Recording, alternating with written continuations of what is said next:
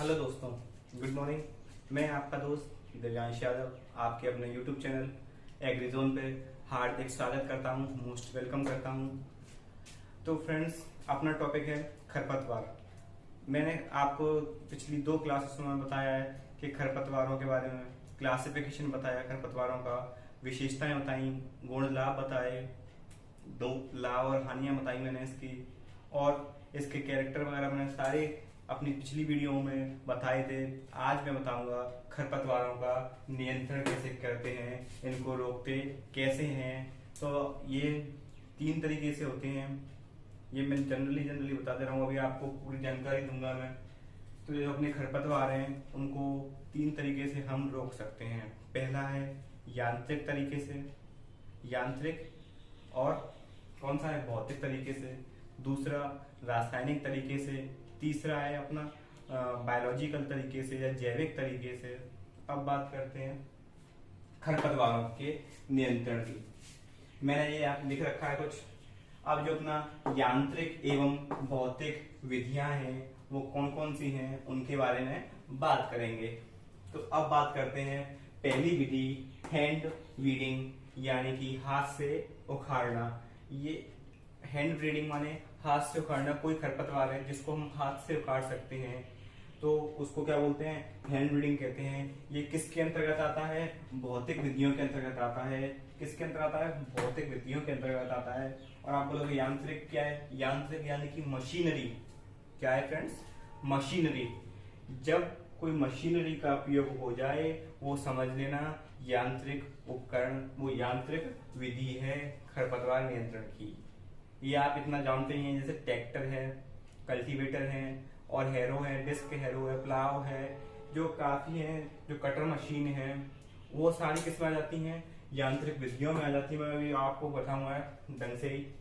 अब बात करते हैं भौतिक विधियों की। इनको भी हम अलग अलग करके करें तो पहले बात कर रहे हैं भौतिक विधियों की। उसमें आती है हैंड ब्रीडिंग। हैंड ब्रीडिंग का मतलब है किसी भी भूमि में से अपने हाथों से किसी खरपतवार को उखाड़ कर फेंकना क्या कहलाता है, हैंड ब्रीडिंग कहलाता है। ये बहुत छोटे क्षेत्र में होता है, जैसे नर्सरी है, सघन क्षेत्र है, छोटे क्षेत्र है। नर्सरी में पौध लगाते हैं तो वहां खरपतवार उगाते हैं तो उनको हाथ से उखाड़ के फेंक सकते हैं। पर ये विधि, अब आपके पास 40-50 एकड़ जमीन है तो उसमें पूरे खेत में तो आप हाथों से निकालोगे नहीं, इसलिए ये छोटी और सघन या नर्सरी टाइप जो होते हैं उनके लिए होते हैं। फिर आता है हैंड ब्रीडिंग। हैंड ब्रीडिंग का मतलब है निराई गुड़ाई से है।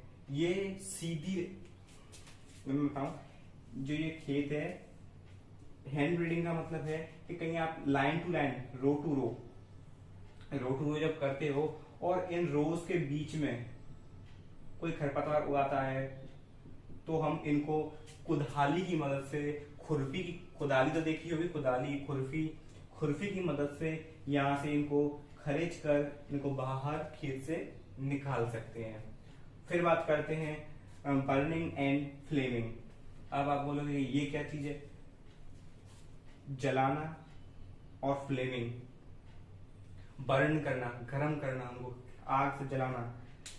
बहुत से ऐसे खरपतवार हैं, ये सड़क के किनारे हैं, कोई उद्यान में, जैसे आपने गेहूं की खेती देखी है, गेहूं की फसल देखी है, सभी ने देखी होगी एग्रीकल्चर से रिलेटेड हो। तो गेहूं की खेत में जब हमारी फसल कट जाती है, भूसा निकल जाता है, जब उसमें डंठल रह जाते हैं, नीचे नीचे की जड़ रह जाती हैं, जिनको जला दिया जाता है, खेत में, पूरे खेत में जला दिया जाता है। ये तो आपने देखा ही होगा, जला दिया जाता है। उसके साथ साथ आपके जो आसपास खरपतवार हैं वो भी जल जाते हैं और वो भी नष्ट हो जाते हैं। फिर आता है moving and cutting. Moving and cutting ये भी इसी भौतिक विधि का ही एक रूप है। इसके अंतर्गत जो अपने उद्यान है, सड़क है, इन पे मोइंग, तो फ्रेंड्स आपके ऊपर से काट देंगे, पूरी इसको साफ करना। मोइंग माने काटना है, काटना, कटिंग माने भी काटना ही है, पर दोनों में फर्क इतना है कि मोइंग माने कि ये कोई खरपतवार है, इसको हमने यहां से काट दिया, फिक्स यहां से अपने काट दिया, ये तो होगी अपनी कटिंग। क्या होगी, कटिंग। पर ये बिल्कुल ही काट दिया, यहाँ से उखाड़ नहीं दिया, कटिंग से कर दिया, तो उसको बोलेंगे माउइंग। ठीक है फ्रेंड्स, अब बात करते हैं मल्चिंग की। किसकी, मल्चिंग की। ये तो आपको तीनों समझ में आ ही गए होंगे। हैंड ब्रीडिंग, हाथ से उखाड़ना, हैंड ब्रीडिंग कुदाली या खुरपी का उपयोग करके करना, और बर्निंग खेतों में जला देना। इतना तो आपने देखा ही होगा अक्सर अपने खेतों में। अब बात करते हैं मल्चिंग की। मल्चिंग वह प्रक्रिया है, जानते होंगे आप मल्चिंग को। मल्चिंग क्या है, किसी खेत में उस जो अपनी फसल है या खरपतवार जो कुछ भी है, उसके ऊपर एक पॉलिथीन की लेयर बना देना, उसको मल्चिंग कहते हैं। तो जैसे ही हम यहाँ पे एक पॉलिथीन की शीट बिछा देंगे, तो इनको प्रकाश संश्लेषण नहीं मिलेगा, जिससे अपना ये पौधा बढ़ा नहीं पाएगा, और यहीं की यहीं ये खत्म हो जाएगा। मल्चिंग की क्रिया कर सकते हैं। फिर आती है फ्लोडिंग। फ्लोडिंग का मतलब होता है, कुछ खरपतवार ऐसे होते हैं जो कि पानी वाले क्षेत्र में होते हैं, कुछ सूखे वाले क्षेत्र में होते हैं, ड्राई क्षेत्र में होते हैं। जैसे कि जो जंगली धान है, जो धान का खरपतवार है, वो फ्रेंड्स पानी में किया जाता है। अगर इसके खेत में पानी कम कर दें तो ये अपने आप ही कम हो जाएगा, अपने आप ही खत्म हो जाएगा, क्योंकि ये पानी वो अधिक, इसकी जो रिक्वायरमेंट है वो अधिक है। कितनी है, अधिक है। तो पानी को कम कर दो तो ये उसमें भरकर खत्म हो जाएगा। फिर आता है ड्राई एरिया। इसी के अंदर ड्राई एरिया है, सूखा भी आता है। सूखे में आता है तो उसमें आप पानी भर दो। आप किसी खेत में, अगर धान के खेत में अगर जंगली धान को खत्म करना है, तो हम उसके लिए धान में पानी कम कर देंगे, तो उससे धान की जो जंगली धान है वो कम हो जाएगा। और उसी तरीके से जो सूखा सैन क्षेत्र है, जो ड्राई एरिया है, उसमें पानी भर दो। उसमें पानी भरकर उसको नष्ट किया जा सकता है। फिर आता है इंटर कल्चर ऑपरेशन, यानी कि निराई गुड़ाई करना, खेत को सफाई करना। बुवाई से पहले ही जब हम खेत की तैयारी करते हैं फसल बोने के लिए, बीज बोने के लिए, जब हम फसल की बुवाई करते हैं, उससे पहले हम निराई गुड़ाई करते हैं कि नहीं करते हैं अपने खेतों में। उस निराई गुड़ाई के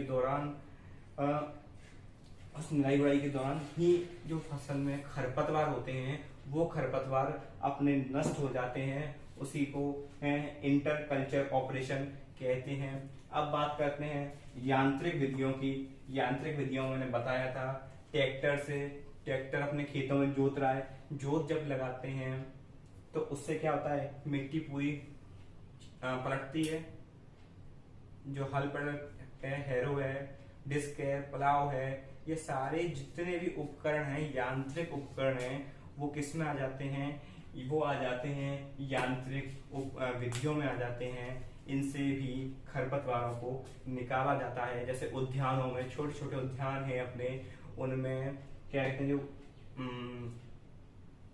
घास काटने वाली मशीन देखी है, वैसे ही उसी मशीन से जब छोटे छोटे उद्यानों में जब उससे काटा जाता है, तो उसमें हानिकारक जो अपने खरपतवार हैं, जो खरपतवार है उनको भी काट देता है, वो भी नष्ट हो जाते हैं। ठीक है फ्रेंड्स, अब ये तो हो गई अपनी यांत्रिक एवं भौतिक विधियां। किसी को नहीं समझ में आए तो आप मुझे कमेंट में बता सकते हैं, मैं इनको दोबारा क्लास लगा दूंगा इसकी। ठीक है फ्रेंड्स,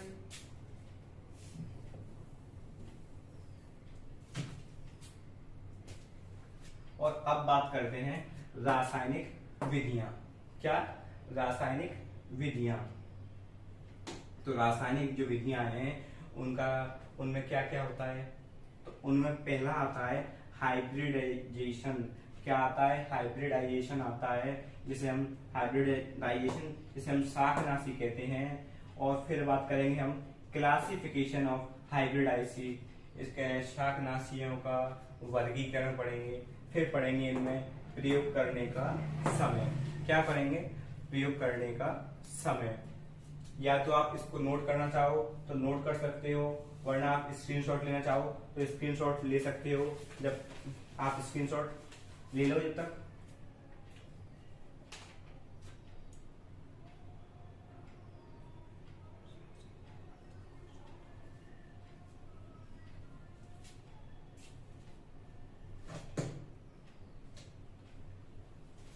स्क्रीनशॉट ले ही लिया होगा फ्रेंड्स आपने।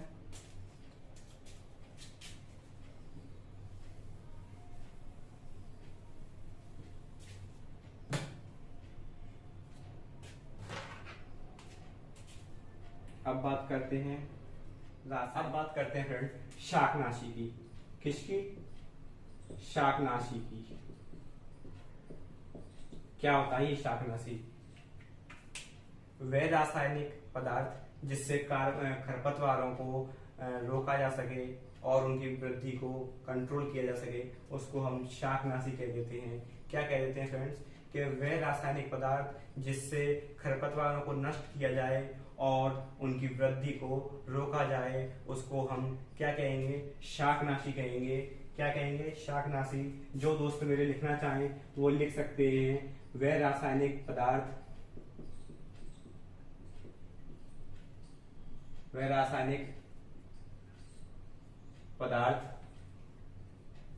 जिससे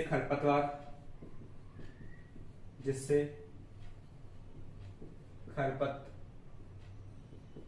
नियंत्रण एवं उनकी वृद्धि को रोका जा सके।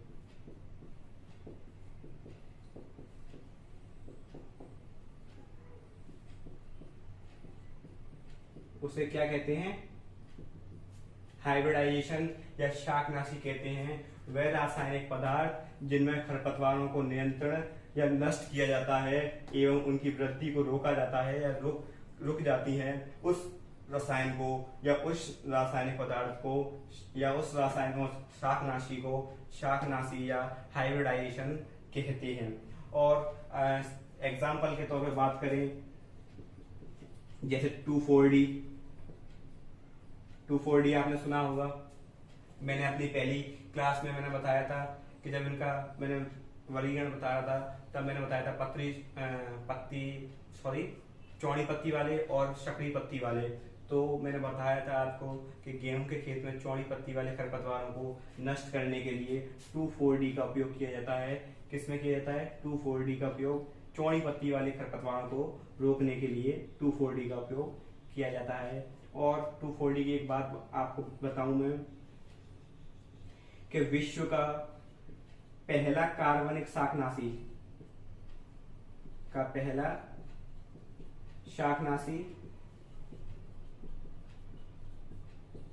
है। ये विश्व का पहला शाकनाशी है। इसे 1941 में, कितने में? 1941 में पहली बार इसका प्रयोग किया गया था। पर जब 1941 में इसका प्रयोग किया गया था, तब ये पादप हार्मोन के रूप में किया गया था। पादप हार्मोन के रूप में इसका उपयोग किया गया। पर 1945 में इसको शाकनाशी के रूप में प्रयोग किया गया। किसके रूप में प्रयोग किया गया? शाकनाशी के रूप में। कब किया गया? 1945 में किया गया। और 20 ppm क्या होता है? पार्ट्स पर मिलियन। तो जब 20 पार्ट्स पर मिलियन से कम पे इसका प्रयोग पादप हार्मोन के रूप में होता है, और 20 ppm से अधिक इसका प्रयोग शाकनाशी के रूप में होता है। अगर 2,4-D का जो प्रयोग है वो 20 ppm से अधिक होता है तो वो शाकनाशी के रूप में काम करेगा, और अगर ये 20 ppm से कम है तो ये पादप हार्मोन का काम करेगा। लिख लिया होगा फ्रेंड्स आपने, या साथ के साथ आप नोट डाउन करते रहिए या स्क्रीनशॉट लेते रहिए। तो मेरे पास जगह की थोड़ी शॉर्टेज है, इसलिए मैं साथ के साथ रब करता चलूंगा कि क्लासिफिकेशन अभी मुझे कराना है।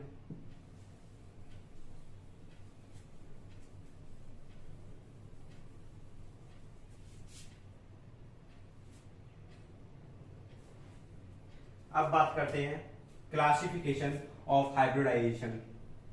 क्या बात करते हैं? क्लासिफिकेशन ऑफ हाइब्रिडाइजेशन, यानी कि शाकनाशियों का वर्गीकरण। क्या? शाकनाशियों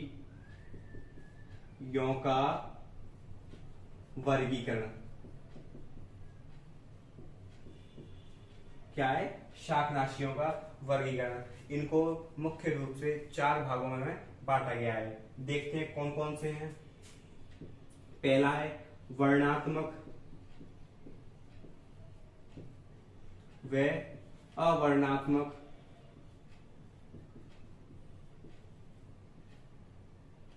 शाकनाशी। दूसरा है मृदा सक्रिय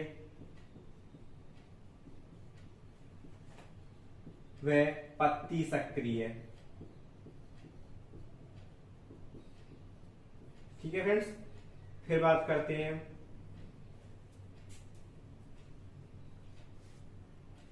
संपर्क एवं स्थानांतरित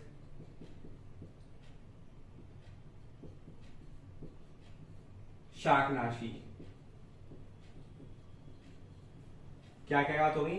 वर्णात्मक व अवर्णात्मक शाकनाशी, मृदा सक्रिय व पत्ती सक्रिय शाकनाशी, और संपर्क एवं स्थानांतरण शाकनाशी। और चौथे नंबर की बात करते हैं तो मृदा जीवाणुनाशक एवं धूमक शाकनाशी।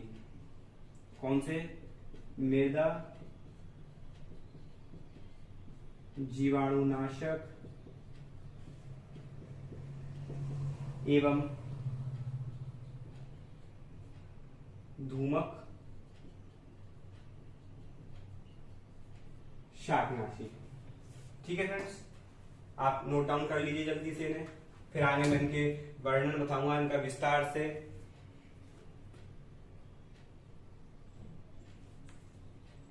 लिख लिया होगा आपने। बात करते हैं फ्रेंड्स, पहला पॉइंट कौन सा है? वर्णात्मक एवं अवर्णात्मक। कौन सा? वर्णात्मक एवं अवर्णात्मक शाकनाशी। ठीक है फ्रेंड्स, तो ये वर्णात्मक और अवर्णात्मक होता क्या है? क्या होता है ये वर्णात्मक अवर्णात्मक? वर्णात्मक शाकनाशी जो है, पहले हम इसमें से वर्णात्मक ही लेते हैं। वर्णात्मक शाकनाशी ये वे शाकनाशी होते हैं जिनमें से सिर्फ फसल को छोड़कर जो खरपतवार हैं उन्हीं को नुकसान पहुंचाती है। ये जो वर्णात्मक खरपतवार हैं, वो जो वर्णात्मक शाकनाशी हैं, ये सिर्फ हमारे जो खरपतवार हैं उन्हीं को प्रभावित करती है, उन्हीं को नष्ट करती है। ये हमारी फसल को नष्ट नहीं करती है। जैसे 2,4-D, ये ओनली गेहूं के खेत में चौड़ी पत्ती वाले खरपतवार को नष्ट करती है, अन्यथा किसी को नष्ट नहीं करती है। जैसे गेहूंसा है, ये गेहूंसा को नष्ट नहीं करता है, ओनली ये चौड़ी पत्ती वाले खरपतवार हैं, जंगली जई वगैरह, उनको ही नष्ट करेगा। क्योंकि गेहूंसा जो है वो नकलची खरपतवार है, मिमिक्री खरपतवार है। जैसे हम गेहूंसा, गेहूं का मामा, लंगड़ा या फिलेरियस माइनर जो वैज्ञानिक नेम है वो बोलते हैं। इसके इतने नाम हैं गेहूंसा के। क्या नाम है बॉटनिकल नेम? फिलेरियस माइनर। ठीक है फ्रेंड्स, तो उसके लिए एक पर्टिकुलर होता है 2,4-D। ये सिर्फ चौड़ी पत्ती वाले खरपतवारों को ही नष्ट करेगा। क्या करेगा? चौड़ी पत्ती वाले खरपतवारों को नष्ट करेगा। तो इससे हमारी फसल को कोई प्रभाव नहीं पड़ता है, ओनली खरपतवार नष्ट हो जाता है। 2,4-D, एलाक्लोर, एट्राजीन आदि इसके एग्जाम्पल हैं। अब बात करते हैं अवर्णात्मक। क्या है? अवर्णात्मक। ठीक है फ्रेंड्स, ये क्या बात कर ली अपन ने? वर्णात्मक की बात कर ली कि वह रासायनिक पदार्थ जिसमें सिर्फ खरपतवारों को नष्ट किया जाता हो, फसल को कोई हानि ना हो उसे वर्णनात्मक कहते हैं। और अवर्णनात्मक में ये हानिकारक प्रभाव डालता है। इसमें अवर्णनात्मक शाकनाशी में कि ये मतलब पूरे खेत को साफ कर देता है। ये फसल एवं खरपतवार वीड एंड क्रॉप दोनों को नुकसान पहुंचाता है, दोनों को ही खत्म कर देता है, बिल्कुल खेत को साफ कर देता है, इसमें कुछ नहीं रहता है। इसके एग्जाम्पल आप देखना चाहो तो पैराक्वाइट,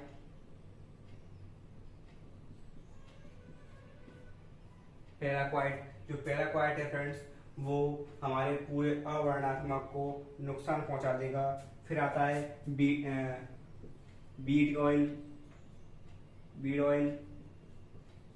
ये कुछ हैं खरपतवार वो शाकनाशी हैं जिनके प्रयोग से पूरे खेत को साफ करने में काम में लिया जाता है। ये प्रयोग बंजर भूमियों में या फिर जो खाली मैदान है उनमें फसल या खरपतवार उगाए हैं उनमें साफ करने के लिए इसका प्रयोग किया जाता है। नोट कर ही लिया होगा आपने। साथ ही साथ मेरे साथ लिखते चलें या समझते चलें। आप लिखना नहीं है तो आप स्क्रीनशॉट लेते रहें, आपको याद रहेगा कि हाँ मैंने ये बताया था। और उसके लिए आप सिर्फ मुझे सुनते रहें और अपना ध्यान सिर्फ बोर्ड की तरफ दें कि मैं क्या पढ़ा रहा हूँ। ठीक है फ्रेंड्स, आपको मैं यही याद करा दूंगा। इसी वीडियो के अंदर आपको पूरा खरपतवार का नियंत्रण की जो जितनी विधियां हैं उन सबको मैं याद करा दूंगा। ये बात होगी अपनी वर्णनात्मक की। अब बात करते हैं किसकी, मृदा सक्रिय।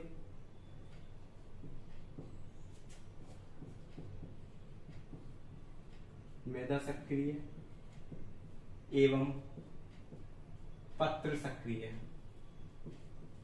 किसकी बात करते हैं, मृदा सक्रिय एवं पत्र सक्रिय। तो मृदा सक्रिय में क्या क्या होता है, मृदा सक्रिय में ये ले लेते हैं, पहले अपन ऐसे लिख लेते हैं अलग अलग जैसे कंफ्यूजन ना हो।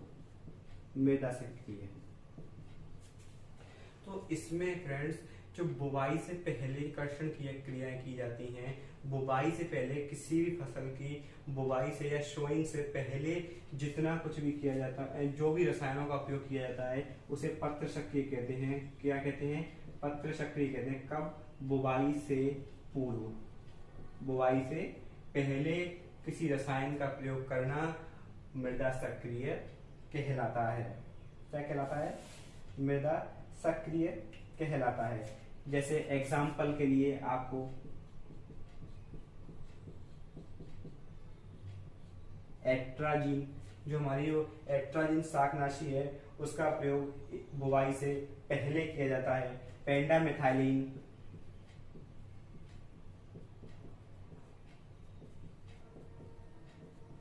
और भी हैं आदि। अब बात करते हैं पत्र सक्रिय की। किसकी, पत्र सक्रिय की।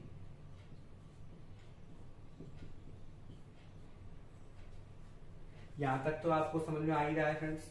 अगर आपको कोई भी प्रॉब्लम आ रही है तो आप बिना कुछ समझे कुछ सोचे मुझे सीधे कमेंट्स कर सकते हैं, कमेंट्स में बता सकते हैं। मैं आपके कमेंट्स में आपकी जितनी भी क्वेरीज हैं, आपकी जितनी भी प्रॉब्लम है, मैं उनको पूरा करने की पूरी कोशिश करूंगा। आपको बिल्कुल संतुष्ट करूंगा कि हाँ मैंने ये पढ़ाया है और आप ये याद कर लो। कोई भी आपको नए स्टूडेंट्स हैं और मेरे चैनल पे जो भी नया आया है प्लीज इस चैनल को सब्सक्राइब करें और नए ज्यादा से ज्यादा लोगों को शेयर करें, जिससे कि मुझे भी एक मोटिवेशन मिले कि हाँ मैं पढ़ा रहा हूँ तो लोगों को समझ में आ रहा है। एक प्लस पॉइंट मुझे मिलना चाहिए, वो आपकी तरफ से मिलना चाहिए। तो जल्दी जल्दी से लाइक कर दीजिए और कुछ कमी है तो आप कमेंट बॉक्स में बता दीजिए।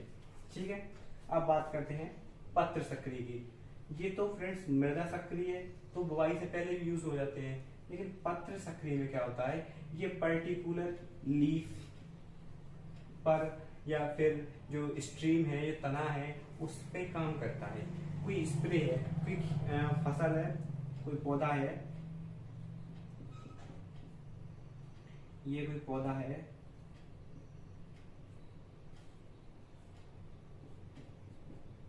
ये कोई पौधा है फ्रेंड्स, वो पौधा है, तो इसकी ये पत्ती सक्रिय, तो ये पत्ती पत्ती पे ही काम करेगा। क्या करेगा? ये पत्ती पत्ती पे ही काम करेगा या स्ट्रीम स्ट्रीम पे ही काम करेगा। जो अपनी पत्ती है या फिर जो स्ट्रीम है, ये सिर्फ और सिर्फ उसी पे काम करेगा, उसी को ही नुकसान पहुंचाएगा। एग्जाम्पल इसके देख लेते हैं। आइसोप्रोटोन 2,4-D, ये कुछ इसके एग्जाम्पल हैं। समझ में आ गया होगा। मृदा सक्रिय है और पर्ण सक्रिय है, पत्र सक्रिय है। मृदा सक्रिय में बुवाई से पूर्व, बुवाई से पहले जो है खेत में रसायनों का प्रयोग किया जाता है खरपतवारों को नष्ट करने के लिए, जैसे एट्राजीन, पेंडामिथाइलिन, उनको प्रयोग किया जाता है, तो उसको क्या बोलते हैं? मृदा सक्रिय। लेकिन पत्र सक्रिय में जब पत्ती पे, लीफ पे, पर्टिकुलर एक स्ट्रीम पे ही उसका छिड़काव किया जाता है, तो सिर्फ ये उसी भाग को नष्ट करती हैं, ज्यादातर ये पत्र यानी पत्तियों को ही नष्ट करती हैं। इसलिए आइसोप्रोटोन 2,4-D इसके एग्जाम्पल हैं एटीसी। साथ ही साथ आपने नोट कर लिया होगा फ्रेंड्स।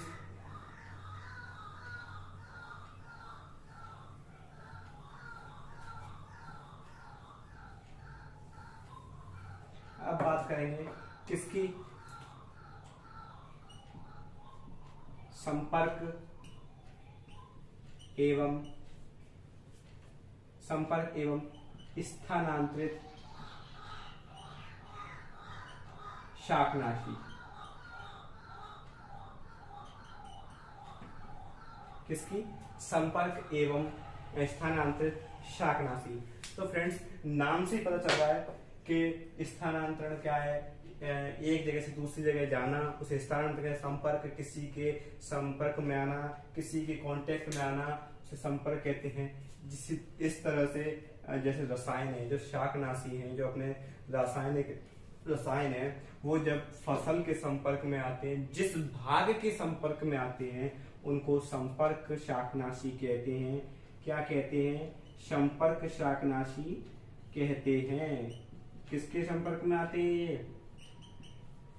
रसायनों के पर्टिकुलर किसी पार्ट के संपर्क में आते हैं। उसी संपर्क, जिस हिस्से में संपर्क होता है उनका, सिर्फ उसी हिस्से को नुकसान पहुंचाते हैं, ज्यादा को नुकसान नहीं पहुंचाते हैं। जैसे कि पैराक्वाइट, जो पैराक्वाइट है फ्रेंड, जो पैराक्वाइट रसायन है, वो संपर्क, जिस जगह पे संपर्क करेगा, प्लांट के जिस भाग पे संपर्क करेगा, उसी को नष्ट कर देगा, उसको खत्म कर देगा। फिर बात करते हैं स्थानांतरित शाकनाशी। किसकी बात करते हैं? स्थानांतरित शाकनाशी की बात करते हैं। तो इसमें क्या होता है कि जब संपर्क के साथ साथ स्थानांतरण होता है, किसी जैसे पत्तियों पे हमने स्प्रे किया, आइसोप्रोटोन का स्प्रे किया, और वहां से वो सड़क कर या अपनी जगह से दूसरी जगह पे जाके चला जाता है, तो उस, मान लो किसी पत्ती पे से तने पे आ गया, तो पत्ती से तने पे स्थानांतरण हुआ, उसकी जगह में परिवर्तन हुई। पर जब वो तने पे आया, तो वो तने को भी साथ के साथ नष्ट कर देगा, जिसे स्थानांतरित शाकनाशी कहते हैं। जैसे आइसोप्रोटोन, क्या है? आइसोप्रोटोन,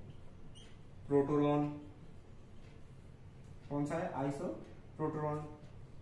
ठीक है बात फ्रेंड्स, क्या है कि किसी के संपर्क में आता है, किसी के कांटेक्ट में आ जाए, उसको संपर्क कह देंगे, और अपनी स्थान से रसायन दूसरी जगह पे स्थानांतरित हो जाते हैं, उनको हम संपर्क शाकनाशी या स्थानांतरित शाकनाशी कहते हैं। लिख लिया बस आपके साथ आपने, कुछ ऐसी ज्यादा कुछ खास नहीं है, मैं आपको बिल्कुल समझाने के तौर पर समझा रहा हूँ कि बस आप एक बात देखो, आपको जल्दी जल्दी याद हो जाए। क्या हो जाए? जल्दी जल्दी याद हो जाए।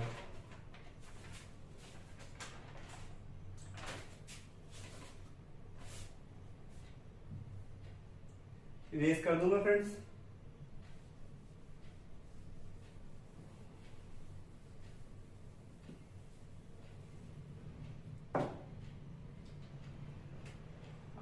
करते हैं नंबर 4 की। नंबर 4 अपना क्या था?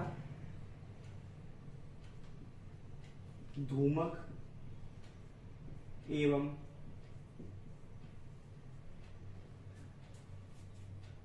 जीवाणु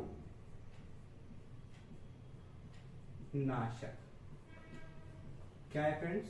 धूमक एवं जीवाणु नाशक। तो धूमक में क्या होता है? बात करें हम धूमक की, तो हम धूमक को कैसे प्रभावित करेंगे, क्या बताएंगे कि धूमक जो है वो क्या है? धूमक क्या है? तो धूमक जो है वो एक तरह की गैस होती है। क्या होती है फ्रेंड्स? गैस होती है जो कि 1 माह तक, कितने माह तक? 1 माह तक खेत में रहती है, या ये जब तक खेत में रहती है जो गैसों के प्रभाव से खरपतवारों को नष्ट किया जाता है, इनकी गैसें बनाई जाती हैं जिनसे खेत में छिड़काव कर दिया जाता है। और उस जब तक ये गैस का असर रहता है, 1 महीने तक इस गैस का असर रहता है, पर जब तक इसका असर रहेगा खरपतवारों को ये नष्ट कर देती है। जैसे कि इसका एग्जाम्पल है मिथाइल ब्रोमाइड। मिथाइल ब्रोमाइड क्या है? Methyl bromide. मिथाइल ब्रोमाइड जो है ये 1 माह तक अपनी गैस को खेत में बनाए रखता है और जिससे हमारे जो खरपतवार हैं उनको नष्ट कर देता है। अब बात करते हैं जीवाणुनाशक।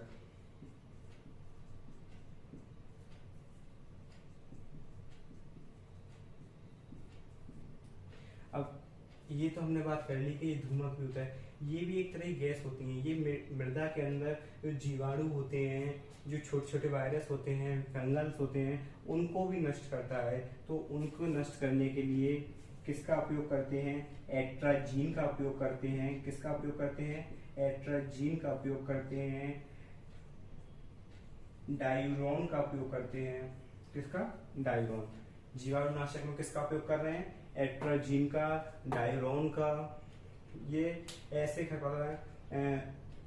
रसायन है जिनका प्रयोग 4 माह से 24 माह, 4 माह से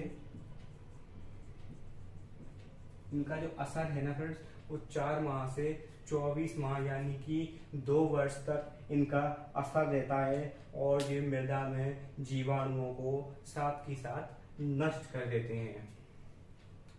समझ में आ गया होगा फ्रेंड्स? ये हो गया अपना क्लासिफिकेशन ऑफ शाकनाशियों का वर्गीकरण, क्लासिफिकेशन ऑफ हाइब्रिडाइजेशन। इतना आपको आज की क्लास में समझ में आ गया होगा कि मैंने आपको बताया था कि जो यांत्रिक या भौतिक विधियां हैं उनके बारे में मैंने बताया। फिर रासायनिक विधियों को मैंने 3 भागों में बांट दिया, शाकनाशी और क्लासिफिकेशन ऑफ शाकनाशी और प्रयोग करने का समय। तो हमने पढ़ लिया, क्या पढ़ लिया? यांत्रिक विधियां, भौतिक विधियां पढ़ ली, शाकनाशी पढ़ ली। अब हमारा क्या कंप्लीट हो गया? क्लासिफिकेशन ऑफ हाइब्रिडाइजेशन यानी कि शाकनाशियों का वर्गीकरण कंप्लीट हो गया है। अब बात करेंगे प्रयोग करने का समय, टाइम। क्या करेंगे? टाइम की बात करेंगे, प्रयोग करने के समय की बात करेंगे। तो हेडिंग लगा लीजिए आप,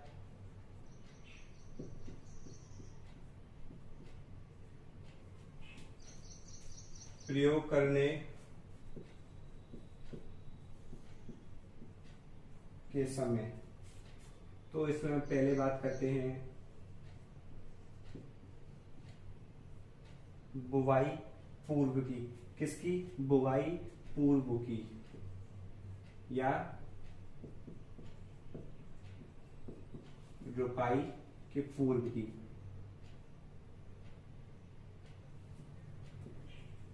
ठीक है? किसकी? बुवाई से पहले या रोपाई से पहले की। फिर बात कर देंगे, इसमें क्या बात करेंगे? बुवाई के बाद या अंकुरण के बाद। किसके बाद? बुवाई के बाद या अंकुरण से पहले।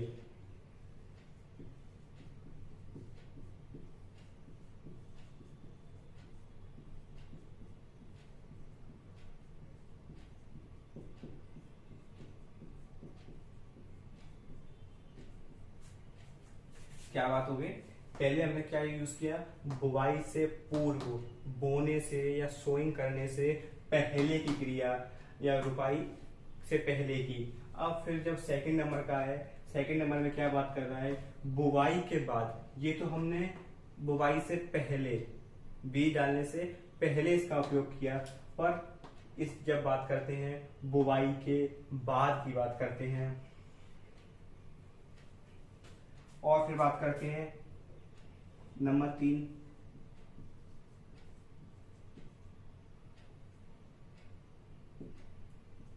अंकुरण के समय।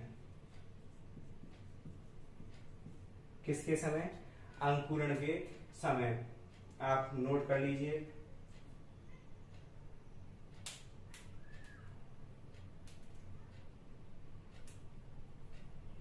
करिए। तो आपको मैं यही बता देता हूं कि जो बुवाई से पूर्व जो अपने रसायन है, वो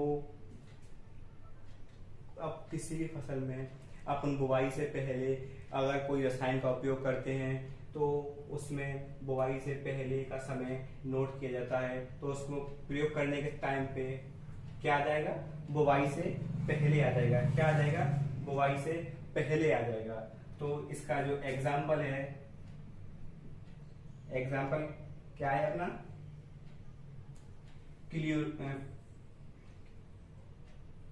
फ्लूक्लियोरिन।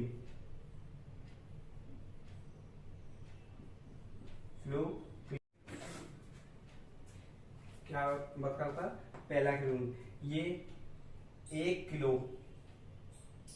ये जो पहला क्लोरीन है 1 किलो 800 से 1000 लीटर, कितना, 1000 लीटर पानी में 1 हेक्टेयर के लिए। कितना, बुवाई से पहले हम जो फ्लूक्लोरोन है उसको 1 किलो को 800 से 1000 लीटर पानी में 1 हेक्टेयर के लिए कर देते हैं। ठीक है। अब बात करें अंकुरण, बुवाई के बाद या अंकुरण के बाद, जैसे तो इसमें क्या हो जाएगा, अंकुरण के बाद हमने कोई फसल बो दी, जैसे बाजरा है, मक्का है, ये हमने फसल बोई। तो इनके बाद हमने बीज बोने के बाद, किसके बाद, बीज बोने के बाद एट्राजीन,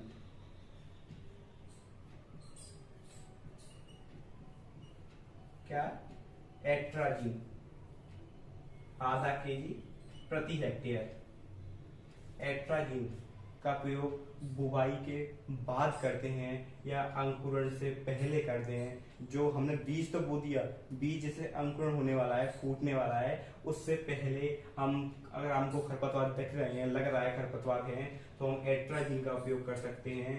आधा केजी 1 हेक्टेयर के लिए बहुत होता है। और बाजरे का या मक्का या कोई और भी फसल है, ये एग्जाम्पल के तौर पे।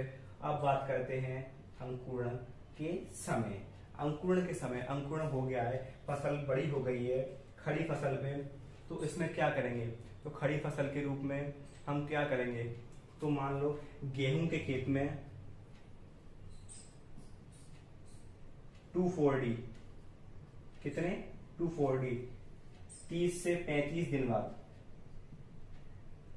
जब गेहूं की चौड़ी पत्ती वाले खरपतवार आ जाएं, तब अंकुरण के समय, जब अंकुरण हो जाए, फसल 30 से 35 दिन की हो जाए, ये पक जाए, आधा खड़ी फसल हो जाए, तो उस दौरान गेहूं के खेत में 2,4-D का उपयोग करने से जो 30 से 40 दिन बाद है, तो अंकुरण के बाद खरपतवार ज्यादातर यूज होते ही हैं।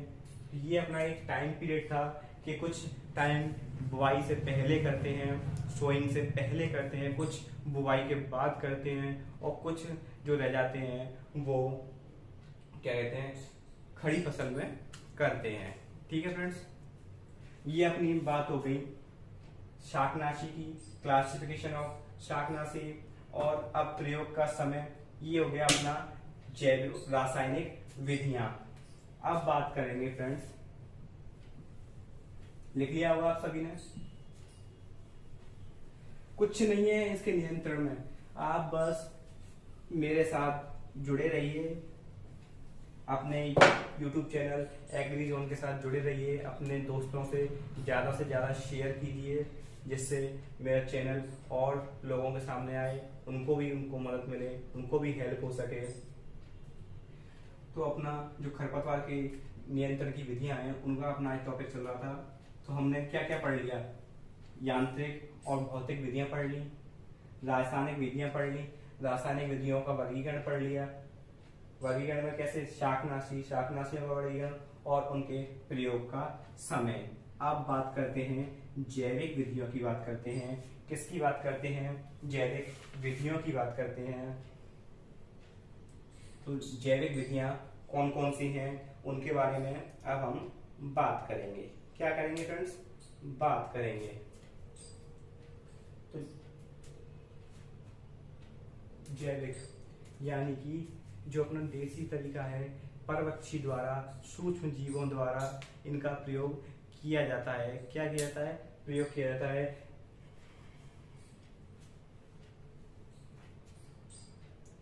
कीटों द्वारा। जैविक नियंत्रण तो ऐसे होता है कि कोई कीट है जो परवक्षी कीट है उनके द्वारा हो जाए, या सूक्ष्म छोटे छोटे जीव होते हैं या कीट होते हैं उनके द्वारा हमारा जैव नियंत्रण होता है। जो हमारे खरपतवार हैं उनको नियंत्रण करता है, नियंत्रण करने का कार्य करता है।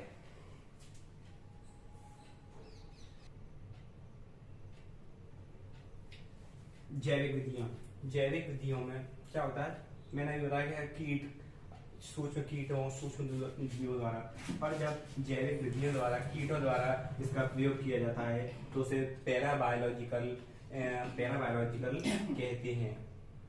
इसी के साथ साथ जब ये सूक्ष्म जीवों में इसका प्रयोग किया जाता है, सूक्ष्म जीवों का प्रयोग किया जाता है, तो इसे माइक्रो हाइब्रिसाइड कहते हैं। क्या कहते हैं? माइक्रो हाइब्रिसाइड कहते हैं।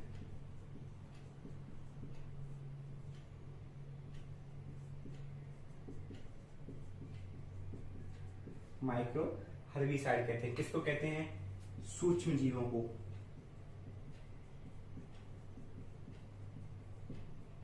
ठीक है फ्रेंड्स। और इसके जो कीट हैं 1921 में लेंटाना कैमरा, क्या? लेंटाना कैमरा, इसका जो कीट था वो था कैसिडोसोमा।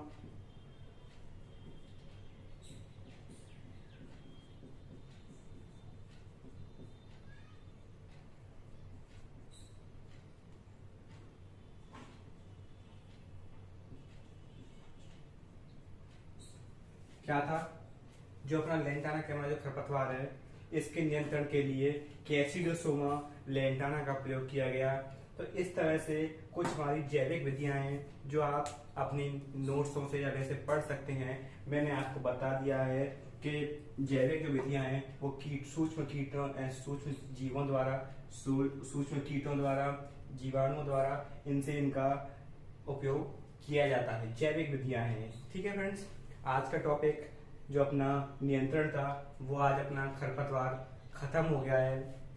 कल हम एक नए टॉपिक के साथ एक नई क्लास में आपके लिए मैं लेके आऊँगा। जब तक आप इन मेरी जो खरपतवार की 3 वीडियो हैं, 3 पार्ट हैं, उनको आप ढंग से देखिए और याद कीजिए और दोस्तों को ज़्यादा से ज़्यादा शेयर कीजिए, जिससे मेरी वीडियो लोगों तक पहुँचे और वो भी देख सकें, उनका भी फायदा हो सके। Thank you friends.